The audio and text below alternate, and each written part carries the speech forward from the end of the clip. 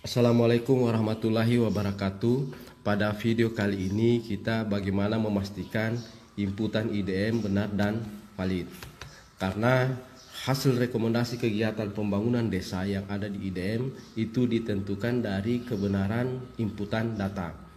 Kemudian yang melakukan verifikasi IDM adalah pemerintah kecamatan dibantu oleh pendamping desa. Nah, bagaimana caranya kita melakukan verifikasi? Kita masuk dulu ke website IDM, kemudian kita masukkan username, kode kecamatan, dan password IDM Kemendesa.2021. Nah, setelah kita masuk ke websitenya, maka kita klik dulu progress, dan di sini akan terlihat desa-desa yang siap untuk diverifikasi. Ini sudah muncul tombol verifikasi.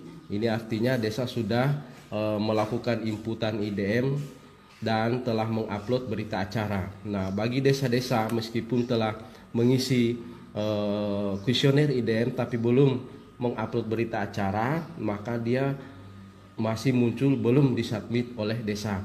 Sehingganya ini diharapkan desa setelah itu silakan mengupload berita acara. Oke, kita klik salah satu desa. Nah, di tombol bawah ini ada diverifikasi, ditolak, dan batal.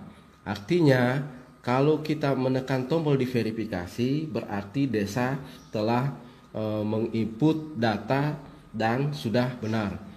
Kemudian kita bisa menolak apabila kita masih menemukan inputan data IDM yang harus diperbaiki kembali oleh desa. Nah, sebelum menentukan itu, kita verifikasi dulu kuesionernya. Ini di pojok kanan, kita klik saja cetak isian Excel. Nah, kenapa kita harus memverifikasi IDM lewat Excel? Karena nantinya data yang ada di Excel ini kita beri tanda mana-mana yang perlu diperbaiki oleh desa, kemudian dikirim kembali ke desa untuk diupload lagi ke website IDM. Kita periksa satu-satu per kuesioner isiannya apakah sudah benar. Yang pertama adalah luas wilayah, karena terkadang juga ada yang keliru dalam mengisi luas wilayah. Kemudian yang berikut adalah jumlah penduduk. Nah, di sini saya cross check jumlah penduduk itu ada 939 jiwa. Tapi setelah kita lihat di jumlah penduduk berdasarkan usia, ini saya jumlahkan, ini 951.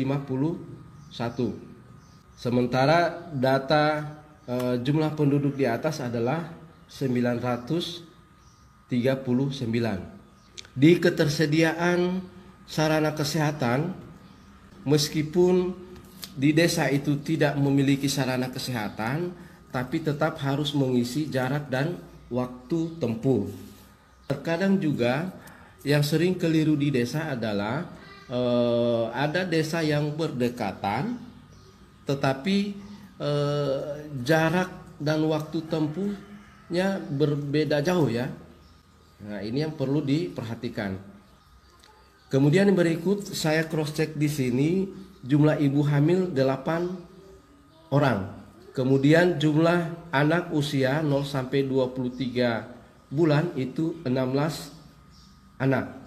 Tapi di kuesioner berikutnya ibu hamil itu jadi 12 orang, ini ada 10 orang, kemudian ada 12 orang lagi, kemudian di sini lagi ada 12 orang, di sini 11 orang. Sudah melebihi jumlah 8 orang. Kemudian jumlah anak yang tadinya 16 orang, tapi di sini di kuesioner anak usia 0 sampai 23 bulan itu sudah 65 anak. Begitu juga dengan pengasuh. Ya, ini sudah jadi 40 orang, sementara jumlah anaknya hanya 16 orang. Berikut di jumlah anak yang putus sekolah. Jumlah penyandang kebutuhan khusus kurang dari 2 tahun, jumlahnya 4 orang, kemudian ada yang 3, kemudian yang 6, kemudian lagi ada yang 3 orang. Sementara di kuesioner berikutnya, ini jumlah anak yang tidak sekolah atau putus sekolah, ini isiannya 0. Ini silakan cek lagi satu persatu. Yang berikut lagi adalah kondisi permukiman. Nah, yang harus diperhatikan adalah jumlah kakak, jangan sampai melebihi atau kurang dari jumlah kakak di inputan sebelumnya.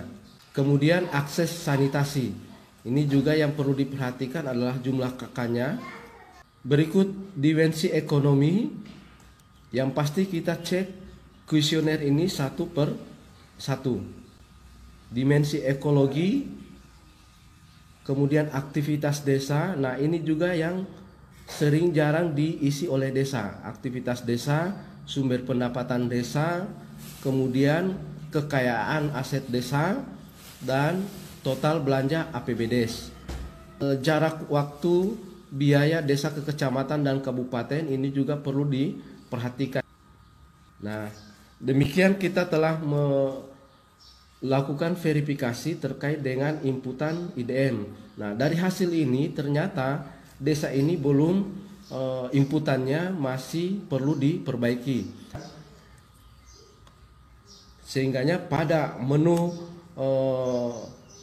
verifikasi kita klik di tolak.